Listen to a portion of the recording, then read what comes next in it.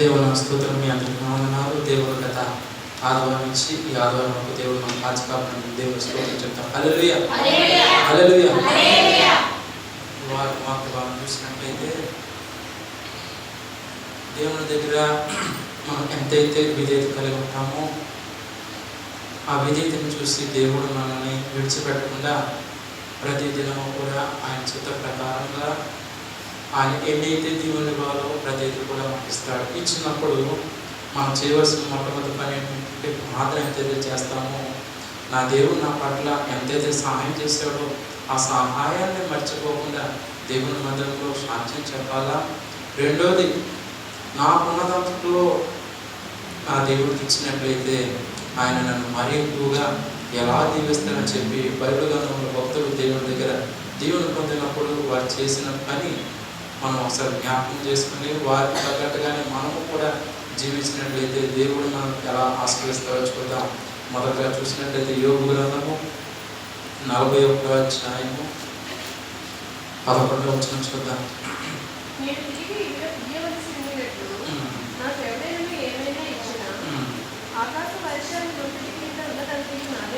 చాలా ఇక్కడ చూసినట్లయితే యోబుతో దేవుడు అంటున్నాడు ఏమని అంటే, నేను తిరిగి ఇవ్వాల్సి ఉన్నట్లు నాకు ఎవడైనా ఏమని ఇచ్చినా. ప్రేమ దేవుని బిడ్డలారా, ఈ లోకంలో ఏదైనా మనకు వస్తువు కావాలన్నట్లయితే ఎంత డబ్బు ఉన్నట్లయితే అంత తగ్గట్టుగా విలువైన వస్తువు వస్తుంది. కానీ పరలోక రాజ్యంలో దేవుడు అంటున్న మాట ఏమనగా, నీకు ఏదైనా కష్టం వచ్చినా బాధ వచ్చినా లేకపోతే నీలో చెప్పుకోవాలంటే ఇబ్బంది వచ్చినప్పుడు మనుషులు మొట్టమొదటిగా అనే మాట ఏంటంటే, దేవుడు నాకు ఏమేమలేదు అందుకే నేను ఇలాగ అయిపోయానని చెప్పే మాట వస్తుంది. కానీ మనం ఎప్పుడు కూడా అలాంటి మాట కలపకుండా, దేవా ఎందుచేత ఇది ఆగిందో, లేకపోతే నేను ఏదైనా తప్పు చేసినట్లయితే ఆగిందో, లేకపోతే నువ్వు నన్ను పరీక్షించడం వల్ల నేను ఆ పరీక్షలో పాస్ అయిన తర్వాత నువ్వు నా పట్ల ఆ కార్యం చేస్తావేమో ఆయన అని చెప్పి మానవుగా సరిదిద్దుకుని దేవుడి దగ్గర అడిగినట్లయితే అందులో ఏదో ఒక దాంట్లోనైనా మనము ఆయన చిత్రం ప్రకారముగా తప్పు చేయడమైనా లేకపోతే ఆయన పరీక్షలో ముందుకు పోవడమైనా ఆయన మనసులో ఉన్న దానికి తగ్గట్టుగా మనం రెండు విషయాలు మనం మనసులో పెట్టుకుని అడిగినప్పుడు దేవుడి దగ్గర నుంచి వచ్చే సమాధానం ఏంటంటే, నా బిడ్డలారా మీరు చేస్తున్న పని ఎంతో మంచిగా ఉన్నారు కనుక మీరు అడిగినవన్నీ కూడా ఇస్తానంటారు. దేవుని స్తోత్రం కనుక అలా కాకుండా కష్టం వచ్చింది, బాధ వచ్చింది, దిగులు వచ్చిందని చెప్పి మనము ఎదటి వారి మనిషితో మాట్లాడినట్టుగా దేవుణ్ణి ఏదో ఒక మాట అడిగినట్లయితే దేవుడు మొట్టమొదటిగా చెప్పే మాట ఏంటంటే, నన్ను నువ్వు అడుగుతున్నావు కనుక నేను ఏదైతే ఇవ్వాలని నేను ఆశపడుతున్నానో అది నాకు ముందుగా నువ్వు ఇచ్చావని దేవుడు అడుగుతున్నాడు.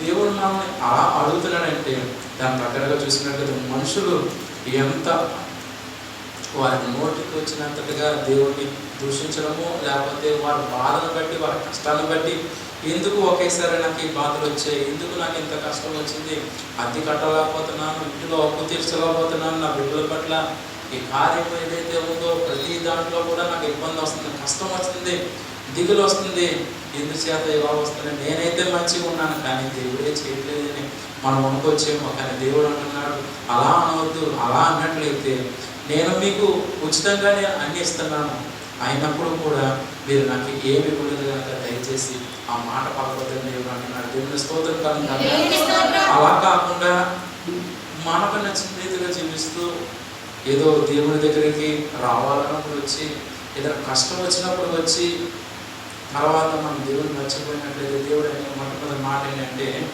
ఈ లోకంలో ఎన్నో రోజులు కాదు, ఒక 10 రోజులు ఒక మనిషి ఊరు వెళ్ళి తిరిగి వచ్చినట్లయితే, తిరిగి రాకపోయినా లేకపోతే కొద్ది రోజులు గడిచినట్లయితే వారి కోసం అయ్యో ఈయన ఇన్ని రోజుల నుంచి రాలేదు, ఎక్కడికి వెళ్ళాడు, ఏం చేస్తున్నాడు అని చెప్పి మనం ఎదురు చూస్తాం. అలాగే దేవుడు కూడా నా ప్రియమైన బిడ్డలు నా సన్నిధానికి ఎప్పుడు వస్తారా, వారు నన్ను ఏం అడుగుతారా, నేను ఏదైతే సిద్ధపరిచి ఉన్నానో అవన్నీ కూడా ఇవ్వడానికి సిద్ధంగా ఉన్నాను కనుక నా బిడ్డలు ఒకసారి అడుగుతారా ఏదని చెప్పి దేవుడు ఎదురు చూస్తున్నాడు. అందుకే దేవుడు అంటున్నాడు 2 విషయాలు చెప్తున్నాడు. మంచి హృదయం కలిగి మంచి మనసు కలిగి నీకు ఏదైనా ఇబ్బంది వస్తుందా, లేకపోతే ఏదైనా కష్టం వస్తుందా, దిగులు పడకు, భయపడకు, దేవుడు ఒక సమయాన్ని ఏర్పరుచున్నాడు. ఆ సమయంలో అన్నీ కూడా దేవుడే సమకూర్చుతాడు. దేవుడికి స్తోత్రం కలుగుతుంది. అలాగే ఒక విషయం, రెండో విషయం చూసినట్లయితే ఎన్ని బాధలు వచ్చినా, ఎన్ని కష్టాలు వచ్చినా వారిలో మార్పు లేకుండా, వారి జీవితాన్ని సరి చేసుకోకుండా, చివరికి తల్లిదండ్రులు చెప్పిన మాట వినకుండా, లోకంలో ఉండే స్నేహితులు లేకపోతే బంధువులు చెప్పిన మాట వినకుండా, వారికి నచ్చిన రీతిగా జీవిస్తూ, వారికి తోచినట్టుగా వారు జీవిస్తూ, కష్టం వచ్చింది, బాధ వచ్చింది అని చెప్పి మనుషులు ఎవరిని అంటే వాడు ఊరుకోరు కనుక పైన దేవుడు కనపడటం, ప్రార్థన చేస్తే ఆయన చెప్పిన మాటలన్నీ కూడా మనకు వినబడతాయి.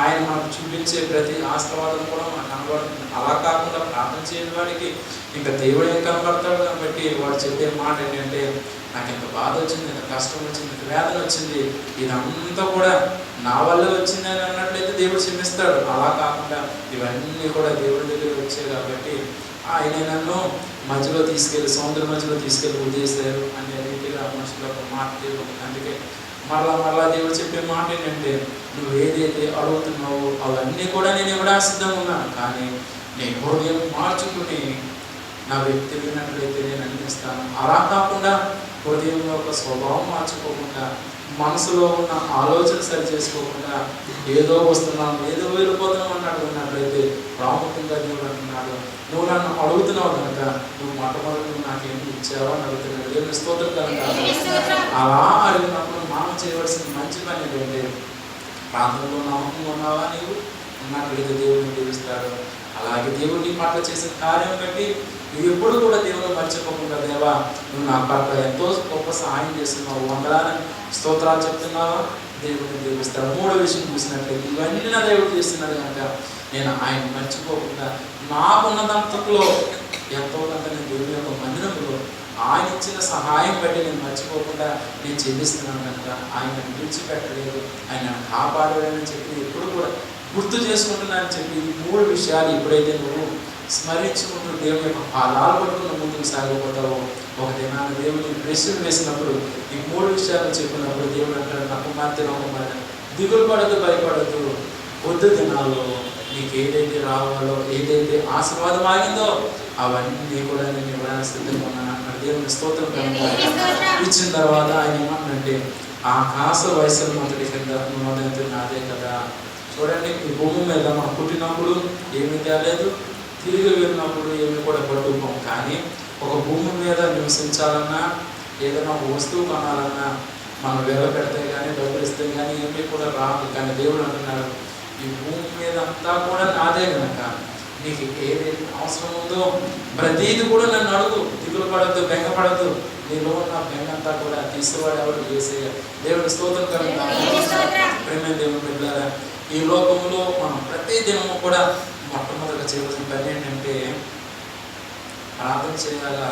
ప్రార్థన చేసిన తర్వాత ప్రార్థన చేసి విడిచిపెట్టడం కాదు, కానీ నా దేవా ఎంత తొందరగా చేస్తే అంత తొందరగా నేను ఈ దీవెన పొందాలని నీకు ఆశ ఉన్నప్పుడు కూడా మనం వేచి చూసేవారికి ఎప్పుడైతే ఉంటామో ఆయన ఇచ్చే దీవెన, లేకపోతే మనం అడిగేది ఒక పాయింట్ అడిగినట్లయితే అది కొద్ది రోజులు, ఎక్కువ సమయం కాకుండా కొద్ది సమయం గడిచినప్పుడు ఆయన దగ్గర వచ్చే దీవెన ఎలా ఉంటుందంటే రెండింతగా ఉంటుంది. దేవుని స్తోత్రం కనుక మనం ఏదైనా బస్సు ఎక్కాలన్నప్పుడు ఇంట్లోంచి బయటకు రాగానే బస్సు వచ్చేస్తుందా, రాదు. దానికి కూడా ఒక సమయం ఉంటుంది.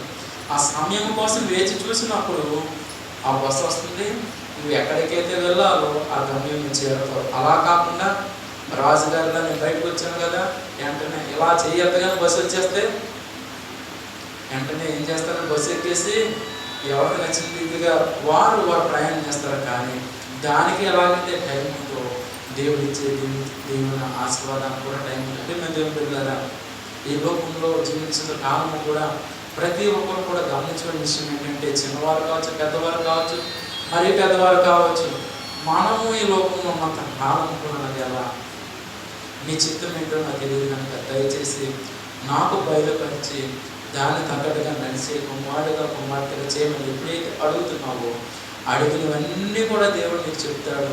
దాన్ని తగ్గట్టుగా నువ్వు ఎప్పుడైతే జీవిస్తావో దాని ద్వారా నీ కుటుంబంలో ఉన్న ప్రతి ఒక్క ఇబ్బంది దేవుడు తీరుస్తాడు. దేవుడికి స్తోత్రం కనుక ఈ దినాన ఈ రోజున ఎంత సంతోషంగా మందిరంలోకి వచ్చినామంటే దానికి అంతా కూడా కారణము ఆ పరలోక రాజ్యంలో దేవుని యొక్క చిత్త ప్రకారమే. కాబట్టి మందిరంలో వచ్చిన ప్రతి ఒక్కరితో కూడా దేవుడు చెప్తున్న మాట ఏంటంటే, 2 వారాల క్రితం చూసినప్పుడు తేజాకి ఆపరేషన్ అన్నప్పుడు దేవుడు ఒకటే మాట చెప్తున్నాడు, నా కుమారుడు దిగులు పడద్దు, నీ పట్ల గొప్ప కార్యం చేస్తానన్నాడు దేవుడు అన్నాడు. అలాగే ఆ తల్లి కూడా దేవుని దగ్గర ఎంతగానో ప్రార్థన చేసింది.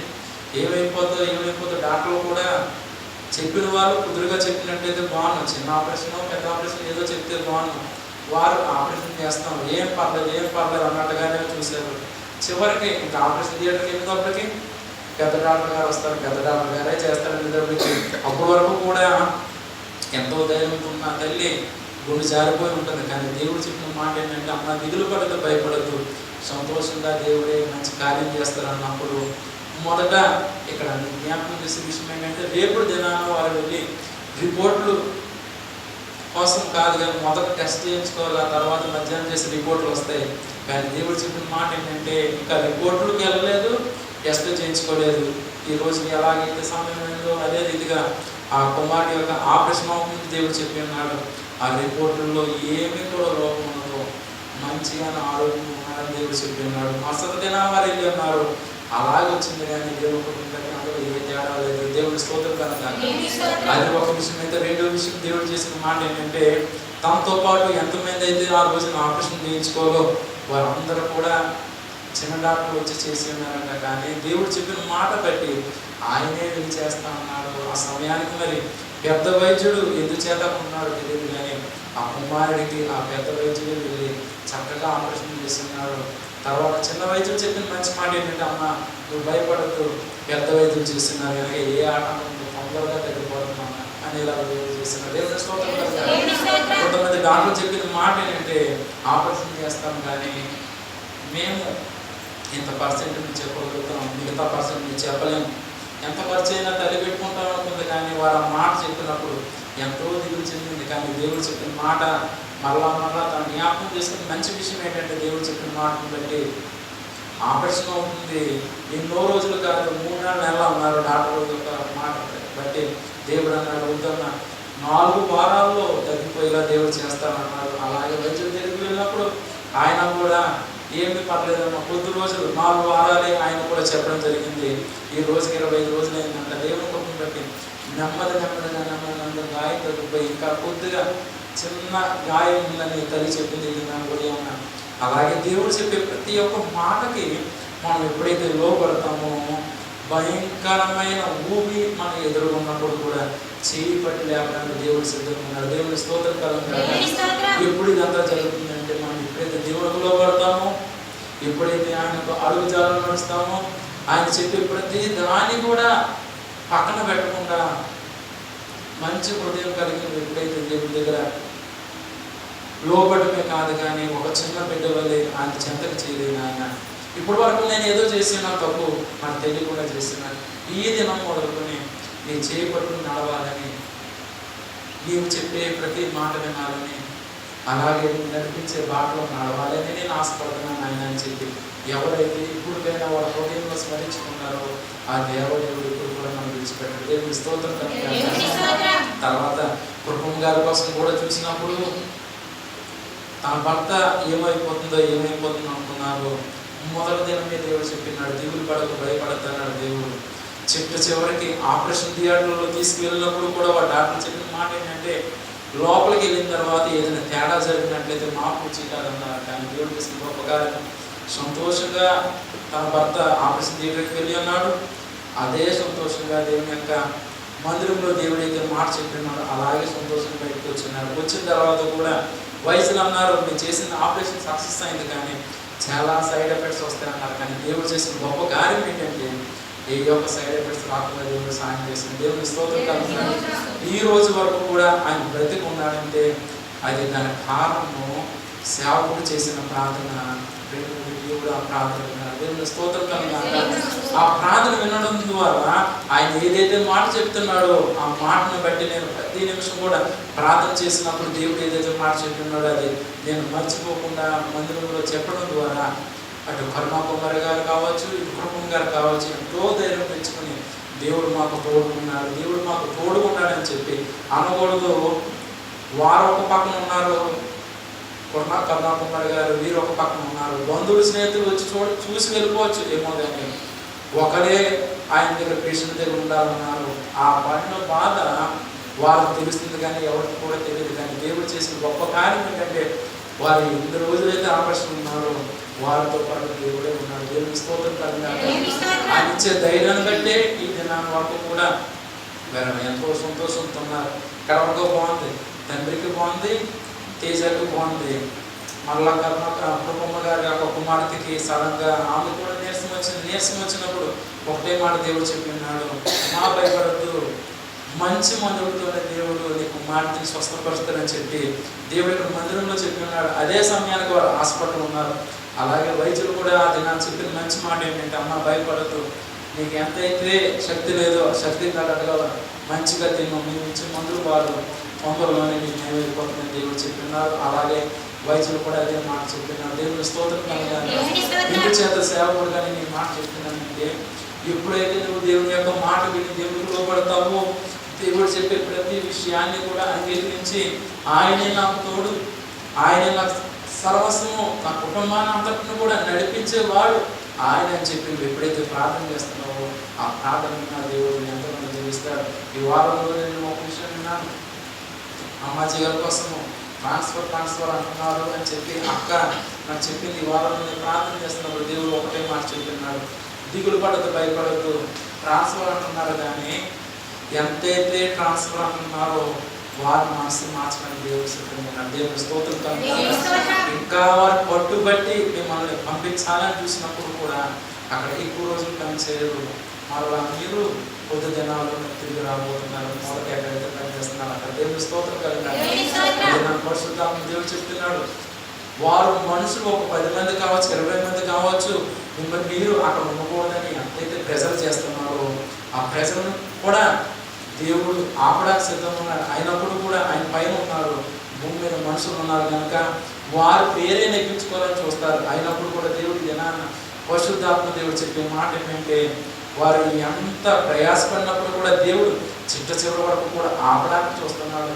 అయినప్పుడు కూడా వారి యొక్క మాటే నెగ్గాలని అనుకున్నప్పుడు కూడా ట్రాన్స్ఫర్ అవుతున్నానేమో అని చెప్పి బెంగపడద్దు.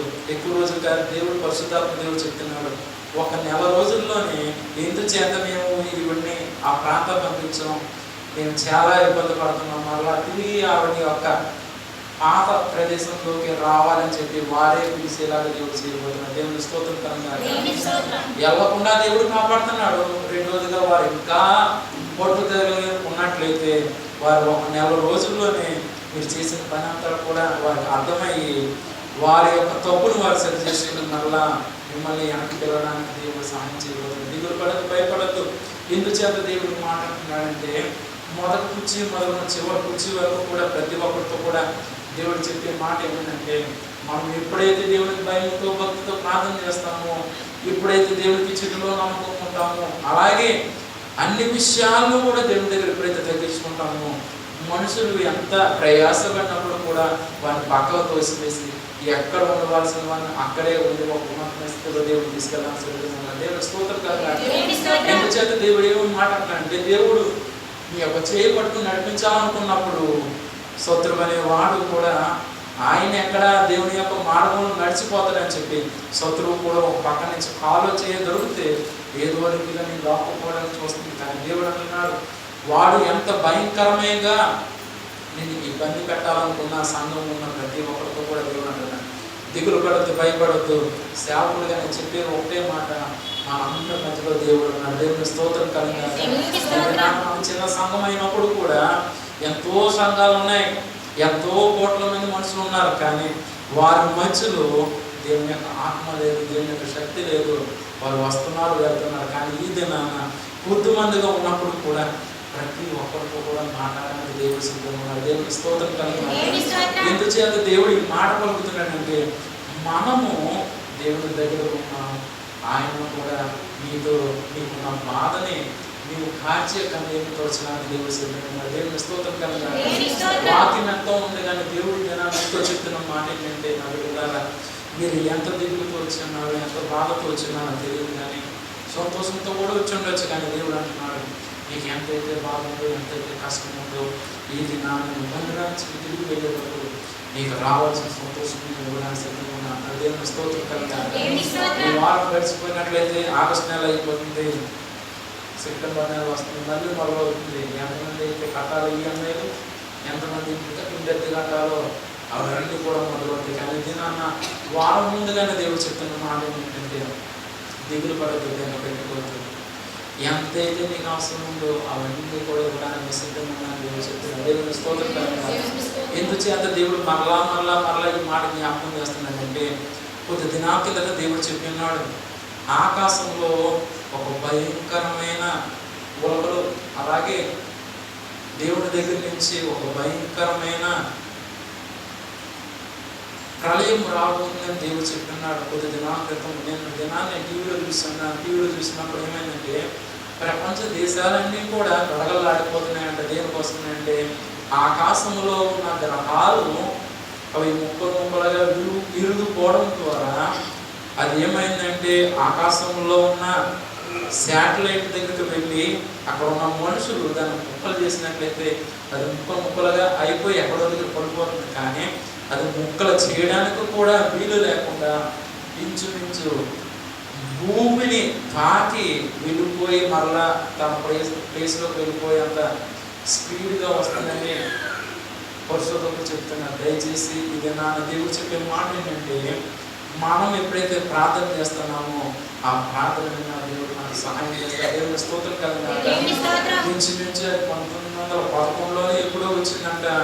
దాని ద్వారా లేకపోతే ఇంకా కొన్ని సంవత్సరాల క్రితము అలాంటి గ్రహ సహనాలు భూమి మీద పడడం ద్వారా మనం చూస్తున్నాం.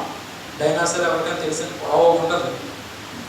ఆ డైనాసర్లు అంట ఆ యొక్క గ్రహ శకలాలు పడడం ద్వారా అవి అంతరించిపోయాయంట. కొద్ది దినాలు పోయిన తర్వాత అదే రీతిగా భూమి మీద పడినట్లయితే అప్పుడు డైనాసర్లు అంతరించిపోయి ఉన్నాయి.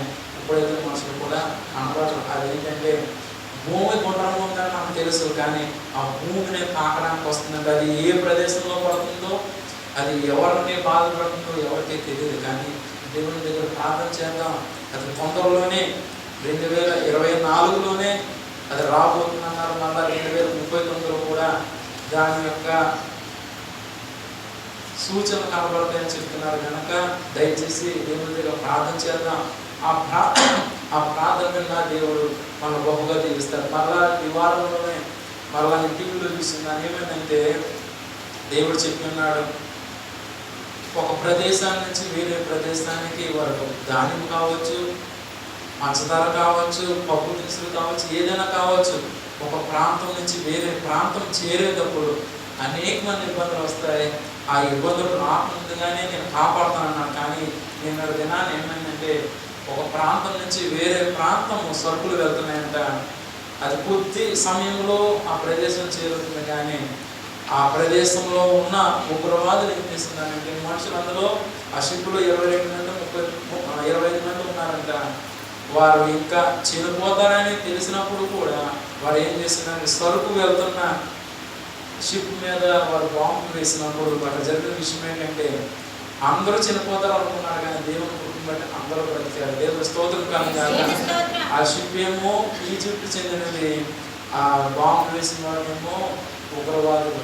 దేవుడు ఏదైతే మాట చెప్తున్నాడో అదే రీతిగా ఈ దినం వరకు కూడా జరుగుతుంది. కనుక మరలా దేవుడి సేవకుడు చెప్పే మాట నేను కాదు చెప్పేది, దేవుడు చెప్తున్నాడు. కనుక దయచేసి ఇప్పటికైనా మీ భూమిలో ఉన్న ఆలోచనని వాడు పాటలు సరి చేసుకున్నాడు. దేవా నువ్వు నా కోసం చెప్తున్నావు, తొందరలో నువ్వు రాబోతున్నావు, వచ్చినప్పుడు కూడా నేను మార్పు చెందకపోతే ఈ భూమి మీద ఉండిపోతాను. ఆయన దయచేసి నన్ను క్షమించువా, దయచేసి నన్ను కాపాడువా, దయచేసి నాలో ఉన్న ప్రతి ఒక్క తప్పుని సరిచేయమని చెప్పి ఎవరైతే దేవుడి దగ్గర ప్రార్థన చేస్తారో ఆ ప్రార్థన దేవుడు మనం విడిచిపెట్టడు. ఒకటే మాట దేవుడు మరలా జ్ఞాపకం చేయమని చెప్తున్నాను. ఏమనంటే ఈ భూమి మీద ఎంత జీవించినప్పుడు కూడా కడుపు నిండా ఆహారం లేకపోయినా ఇబ్బంది, ఒంటి నిండా వస్త్రాలు లేకపోయినా ఇబ్బంది, అలాగే ఉండడానికి ఇల్లు లేకపోయినా ఇబ్బంది, అన్నీ కావాలన్నప్పుడు మన చివరి పని ఏంటంటే మొట్టమొదటిగా దేవుడికి ప్రార్థన చేయాలా,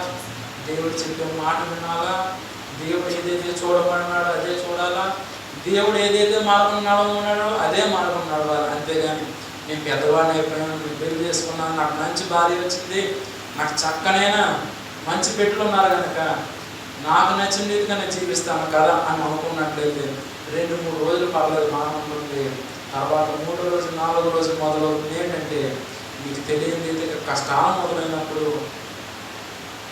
నీకు రక్షించేవారు ఎవరు కూడా లేదని చెప్పి అప్పుడు జ్ఞాపకం వచ్చిన తర్వాత నువ్వు ఎంత ప్రయాసపడినా అది సుఖం లేదు. కానీ ఈ రోజు నీ జీవితాన్ని సరి చేసుకోమంటున్నాడు. దేవుని స్తోత్రం కనుక అలా సరి చేసుకుని దేవుని దగ్గర ఎప్పుడైతే ప్రార్థన చేస్తామో, దేవునికి ఎప్పుడైతే ఇస్తున్నామో, బైబిల్ గ్రంథంలో కూడా భక్తులు దేవుని దగ్గర ప్రార్థన చేసినప్పుడు వారిని దీవించినప్పుడు దేవుడు వారి ద్వారా ఎలాంటి యొక్క బహుమతులు అనగా వారి నుంచి దేవుడు ఎలాగున స్వీకరించున్నాడు, వారు ఇచ్చిన కానుకలు ఎలా ఉన్నాయో చూద్దాం. 1వ దినవృత్తాంతములు 29వ అధ్యాయము 17వ వచనం. నా దేవా నీవు హృదయ పరిశోధన చేయొచ్చు, యథార్థవంతుల యందు ఇష్టపడుచున్నావని నేనైతే యథార్థ హృదయం గలవాడినై ఇవన్నీ మనఃపూర్వకంగా ఇచ్చి ఉన్నాను. ఇప్పుడు ఇక్కడ నుండి ఏ జన్మలో నీకు మనఃపూర్వకంగా ఇచ్చి చూసి సంతోషించాలి. చూసినట్లయితే దావీదు దేవుని ప్రార్థన చేస్తాడు ఏమంటే, దేవా నేను చిన్నతనం ఉన్నప్పుడు గుర్రెలు పెట్టుకునేవాడిని, కానీ నన్ను నీ యొక్క కుమారుడిగా స్వీకరించి రాజ్యంలో ఎవరికి లేనంత స్థానముగా రాజుగా నియమించినందుకు, అలాగే అనేక మందికి న్యాయము తీర్చడానికి నన్ను పెట్టినందుకు వందనాలని చెప్పి ఆయన దేవుని యొక్క మాట మర్చిపోకుండా దేవుడు ఆయనకి ఎంతైతే ఇచ్చి ఉన్నాడో ప్రతి దాంట్లో కూడా నేను రాజును కదా, నేను ఏమి ఇస్తాను దాన్ని ఎవరు కూడా అడగరు కదా అనే మాట ఆయన కూడా రాలేదు. కానీ ఆయన మొట్టమొదటి పలికే మట్టి చదువుతున్నాను. నా దేవా నీవు హృదయ పరిశోధన చేయొచ్చు, యథార్థవంతుని ఇష్టపడుచున్నావని నీవు ఇక్కడ అంటున్నాడు భక్తుడు. ఏమని? తండ్రి ఎవరైతే నీకు లోపడతారో వాళ్ళందరి యొక్క హృదయాలు మనసులను తెలిసిన కనుక అలాంటి వారిని ఇష్టపడుతున్నాను. అందులో ప్రాముఖ్యంగా మొట్టమొదటి ఉన్నవాడిని నేనే అంటున్నాను. దేవుని స్తోత్రం కనుక దావీదు ఎలాగైతే పలుకుతున్నాడో మనము కూడా అదే మాట పలికినట్లయితే, అదే రీతిగా జీవించినట్లయితే ఆ రోజు పలికిన మాట మనం కూడా పలకడానికి దేవుడు సాయం చేస్తాడు. దేవుని స్తోత్రం కనుక తర్వాత ఏమంటున్నాడు? నేనైతే యథార్థ హృదయం గలవాడిని ఇవన్నీ మనఃపూర్వకంగా ఇచ్చున్నాను అంటున్నాడు. ఆయన నీ రాజు అయినప్పుడు కూడా, ఇంత ఉన్నతమైన స్థితిలో ఉన్నప్పుడు కూడా నేను ఏ విషయంలో కూడా నిన్ను మర్చిపోకుండా నీకు ఎంతైతే ఇవ్వాలో అవన్నీ కూడా ఇస్తున్నాను. ఆయన ఎలా ఇస్తున్నాడు? ఏదో ఇస్తున్నాను కదా అని చెప్పి అక్కడ పిలిపేసి వెళ్ళిపోలేదు, కానీ హృదయపూర్వకంగా ఇచ్చాడు. దేవుని స్తోత్రం కనుక ఆయన ఇచ్చడం ద్వారా దేవుడు సంతోషించున్నాడు. అక్కడతో ఆయన ఆపేలేదు, కానీ ఎంతైతే దేవునికి మనస్ఫూర్తిగా ఇచ్చున్నాడు ఆ మాట రాసిన తర్వాత ప్రజల కోసం చెప్తున్నాడు. ఏమని అంటే, ఇప్పుడు ఇక్కడ ఉండే జనులను నీకు మనఃపూర్వకంగా ఇచ్చడం చూసి సంతోషిస్తున్నాడు. ఏమనంటే రాజుగారు దేవుడి యొక్క దీవెన పొందిన తర్వాత ఆ దీవెన మర్చిపోకుండా దేవుడికి ఇచ్చున్నాడంట. అదే రీతిగా ప్రజలు కూడా దేవుని యొక్క దీవెన పొందినప్పుడు వారిని చుట్టూ చూసి నేను ఎంతో సంతోషిస్తున్నాను. దేవుని స్తోత్రం కాదు. నా సేవకుడుగా నేను కూడా చెప్పే మాట ఏంటంటే, మీరు ఎప్పుడైతే దేవుని దగ్గర మంచి హృదయం కలిగి మంచి మనసు కలిగి ఎప్పుడైతే జీవిస్తారో దేవుడు మిమ్మల్ని దీవించుకున్న మానవుడు అదే రీతిగా దేవునికి ఎప్పుడైతే ఇస్తున్నావో మరీ ఎక్కువగా ఉన్న ప్రదేశంలోనే నేను ఇంకా ఉన్నతమైన స్థితికి తీసుకుపోతాను. దేవుని స్తోత్రం కలగాలి. ఎందుచేత దావీదు గారు ప్రజలను చూసి సంతోషిస్తున్నాడు. క్లుప్తంగా చెప్తాను. 9వ వచనం చదువుకున్నా. వారు పూర్ణ మనసుతో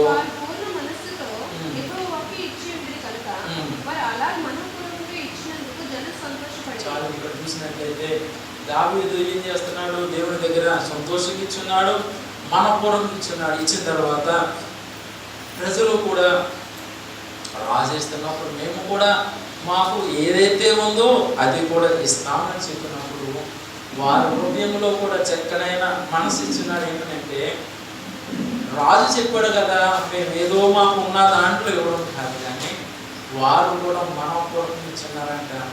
ఇచ్చినప్పుడు అక్కడ జరిగిన విషయం ఏంటంటే, వారితో పాటు ఎంతమంది అయితే స్నేహితులు ఉన్నారో బంధువులు ఉన్నారో ఇచ్చిన వారిని చూసి వారు మరీ ఇచ్చున్నారంట.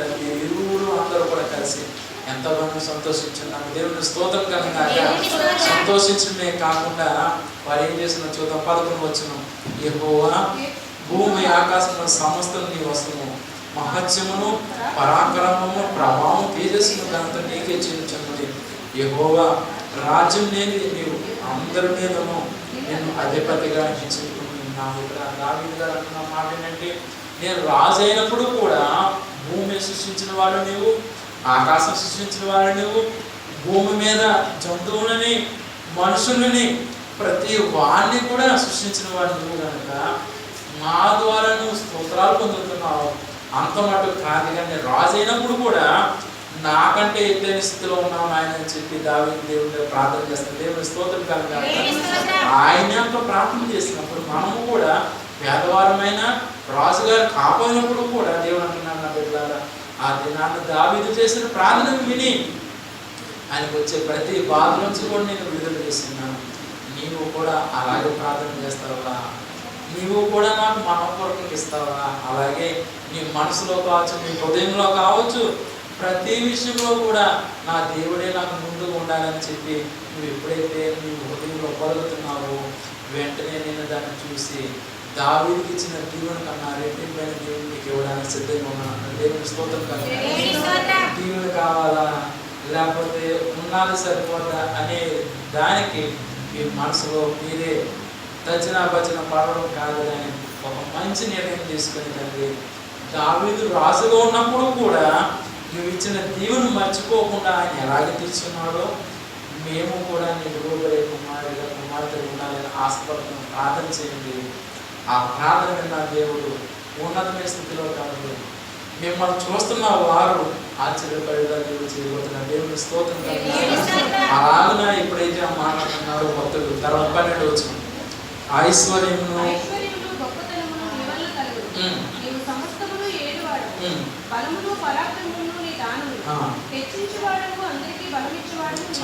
చూసినట్లయితే ఐశ్వర్యం ఇచ్చేవాడు దేవుడే, బలం ఇచ్చేవాడు దేవుడే. అలాగే దావీదు యుద్ధంలోకి వెళ్ళినప్పుడు ప్రతి ఒక్క శత్రువుని జయించడానికి శక్తించేవాడు కూడా ఆయన. దేవుని స్తోత్రం కనుక మీరు మందిరానికి వచ్చిన మీరు ఆ కాలంలో రాజుని యుద్ధం చేసేవాడు. ఈ దినాన్న మనం యుద్ధం ఏమీ చేయట్లేదు కానీ మన జీవితకాల ప్రయాణంలో వస్తున్న బాధను బట్టి కష్టాన్ని బట్టి ఏమైపోతుందా నా హృదయం, ఏమైపోతుందా నా జీవితం, ఏమైపోతుందా నా కుటుంబం అనుకునేవారు నా ప్రతి ఒక్కరికి కూడా దేవుడు చెప్తున్నామన్నమాట. ప్రతి విషయంలో కూడా నీ కాపులా నీ చేయబడుకుని నడిపించేవారు ఒకటే ఆయన వేసే. దేవుని స్తోత్రం కనుక ఈ మాటలు ముగించే ముందు దేవుడు చెప్పే ఒకటే మాట, నా ప్రేమ దేవుడు వెళ్ళాలా మిమ్మల్ని ప్రేమించడానికి దేవుడు ఎంతో సిద్ధంగా ఉన్నాడు. ఎందుకంటే మరలా ఇదేనా నేను సంతోషకరంగా చెప్పే మాట ఏంటంటే, బంధువులు ఉన్నా స్నేహితులు ఉన్నా ఇంకా చిట్ట చివరికి చేయబట్టుకుని నడిపించే కుటుంబ సభ్యులు ఉన్నప్పుడు కూడా 1 రోజు 2 రోజులు నడిపిస్తారు కానీ వారి జీవితంతో ఎవరు కూడా నడిపించలేదు. చేయాలంటే ఇప్పుడు మీకు కడుపు నిండా తింటున్నారు లేకపోతే చేతి నిండా డబ్బులు ఉన్నప్పుడు బంధువులు స్నేహితులు అబ్బాయి బాగున్నారు కదా అని చెప్పి నేను చూసి వెళ్ళడానికి వస్తారు. కానీ అదే నీ చేతిలో డబ్బు లేదు లేకపోతే అనారోగ్యంతో ఉన్నావు, అయ్యో నన్ను ఎవరు చూస్తారా అనే మనసు కలిగి చెప్పబోయిన మనసు కలిగి ఉన్నప్పుడు అప్పటి వరకు కూడా పంచదార దగ్గర చీమలు ఎలా ఉన్నాయో అలా ఉన్నవాళ్ళు వారి యొక్క డైరెక్షన్ ఏం చేస్తారంటే బంధువులు స్నేహితులు ఇంకో దగ్గర ఎక్కడ పంచదార ఉందో అక్కడ మార్చుకుని చీమలు ఎలా ఆరైతే లైన్కి వెళ్ళిపోతాయో ఇక్కడ పంచదార అయిపోయింది ఇక్కడ వద్దు అన్నట్టుగా ఎలాగైతే చీమలు డైరెక్షన్ మార్చుకుని వెళ్ళిపోతాయో బంధువులు స్నేహితులు కూడా అలాగే పోతారు. కానీ కష్టం ఉన్నప్పుడు ఎవరు కూడా రారు అని దేవుడి దినాన్ని అంటున్నారు. మీతో దేవుడు చెప్పే మాట బిడ్డలారా, రాత్రికాల సమయంలో ఎంతమంది అయితే కన్నీరు కాచి నా దేవుడు నా పట్ల గొప్ప కార్యం చేస్తాడు, నా ఉద్యోగం పట్ల కావచ్చు, నా బిడ్డల పట్ల కావచ్చు, నా కుటుంబం అంతటినీ కూడా నా దేవుడే దీవిస్తారని చెప్పి ఎవరైతే కన్నీటితో దేవుడు మొదలుపెట్టిన రాత్రి దిన దేవుడు మీ అందరి కోసం దేవుడు చెప్తున్న మారేది దిగులు పడదు, బాధపడదు. ఎంతమంది అయితే దినాన్ని మంది కూర్చున్నారో ఇంకా రాలేని వారి కోసం కూడా దేవుడు చెప్తున్నారు. తొందరలో దేవుని యొక్క రాక రాబోతుంది.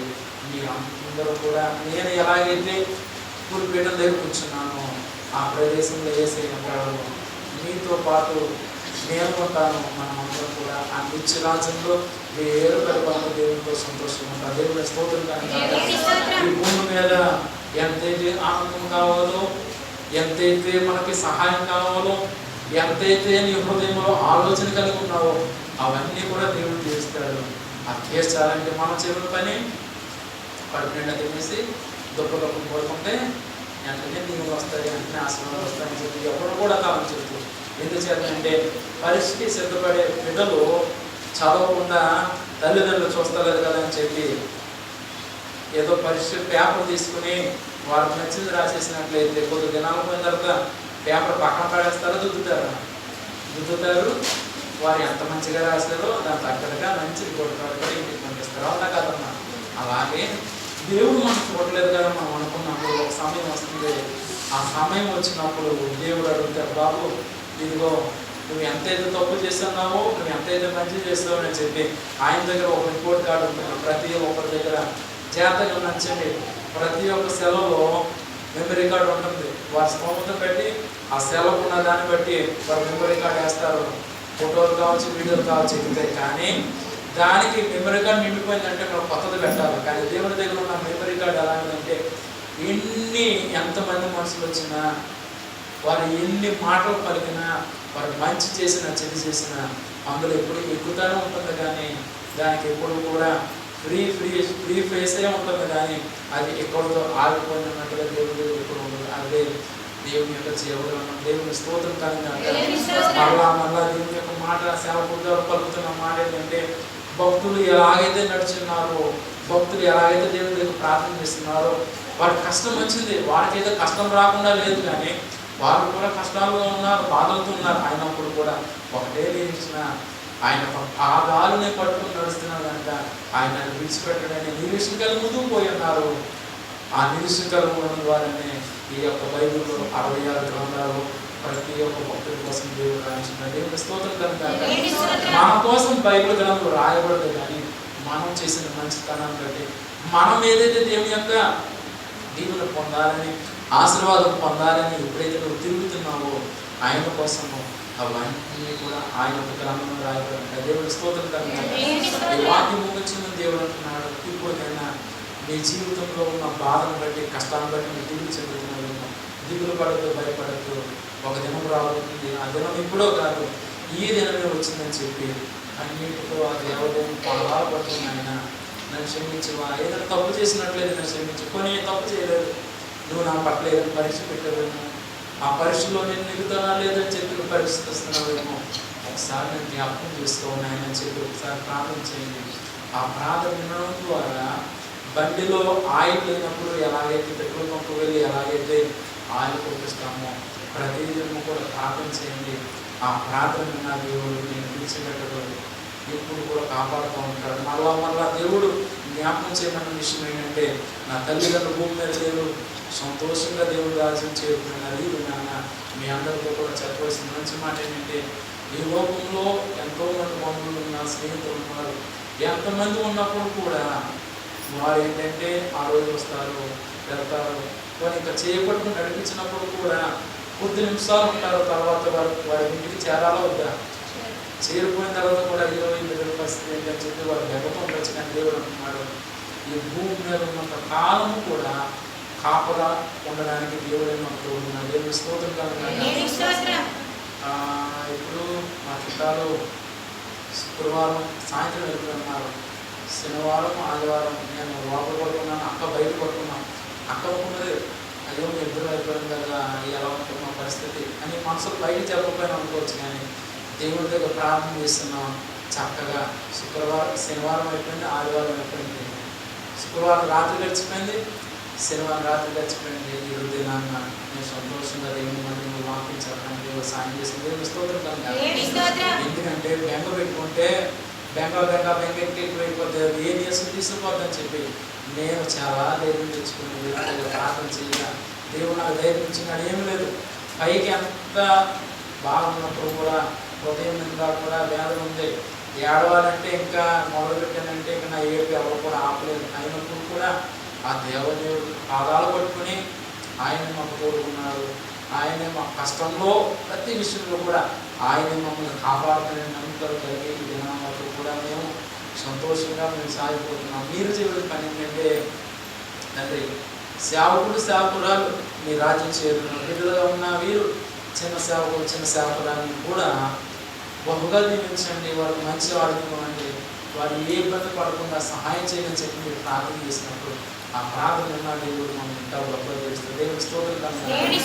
ఎందుకంటే మేము చిన్నపిల్లలమే, మాకు ధైర్యం సరిపోవట్లేదు. అయినప్పుడు కూడా సేవకుడు చెప్పేది ఏంటంటే, మీకు ధైర్యం చెప్పి నేను ఆ ధైర్యంలోనే ఇక్కడ ముందుకు సాగిపోతున్నాను. దేవుడు స్తోత్రం కలిగిన ఇంకా ఎంతమంది వచ్చి మాకు ధైర్యం చెప్పినప్పుడు కూడా కొద్ది సమయం చెప్తారు, తిరిగి వెళ్ళిపోతారు, ఫోన్లో మాట్లాడతారు, అక్కడితో అయిపోతుంది. కానీ దేవుడే మాకు ధైర్యం ఇచ్చి ఆయన నడుపుతున్నాడు. ఆయన మమ్మల్ని ఎవరు కూడా చేయబడుతున్నాడు. కొద్ది దినాల్లో మళ్ళా సేవకుడు ద్వారా దేవుడు చెప్పే మాట ఏంటంటే, మొదట ఎంతైతే మనం సంతోషంతో ఉన్నామో అధికమైన సంతోషంలో దేవుడు తీసుకుపోతున్నాడు. దేవుని స్తోత్రం కలిగాక సేవకుడుగా దేవుడు నాతో పలికే మాట ఏంటంటే, ఇది నాన్న కొద్ది సమయం ఉన్నాం, చిన్న హాల్లో పెడుతున్నాం, కానీ రాబోయే దినాల్లో దేవుడు చెప్పే మాట చూస్తే ఎవరు కూడా చూడలేంత గొప్ప మందిని దేవుడు తీసుకుపోతున్నాడు. దేవుని స్తోత్రం కలిగాక మా తల్లిదండ్రులు పరలోక రాజ్యం నుండి వారు చూడబోతున్నారు.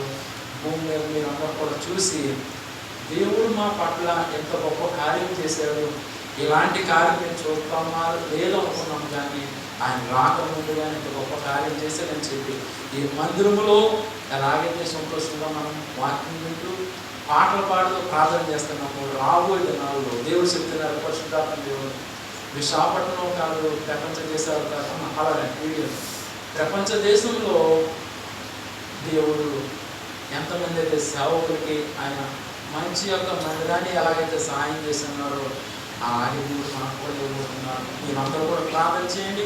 తొందరలో ఆ కార్యం జరగాల మీ అందరూ కూడా చూడాలని కోరుకుంటా. దానికన్నా ముఖ్యంగా దేవుడు ప్రతి ఒక్క కుటుంబంలో కార్యం చేయాలన్నా, ఒక మంచి దీవెని ఇవ్వాలన్నా ఏదో వస్తున్నాం వెళ్ళిపోతున్నాం కాదు. భక్తులు ఎలాగైతే దేవుడు ప్రార్థన చేస్తున్నారు, ఇదైతే కలిగి ఉండి ఎంత సంతోషం కావాలో అది ఎలాగైతే పొంది ఉన్నారో మీరు కూడా పొందాలని కోరుతూ దేవుడి గురించి మాకు తెలుసుకున్నారు.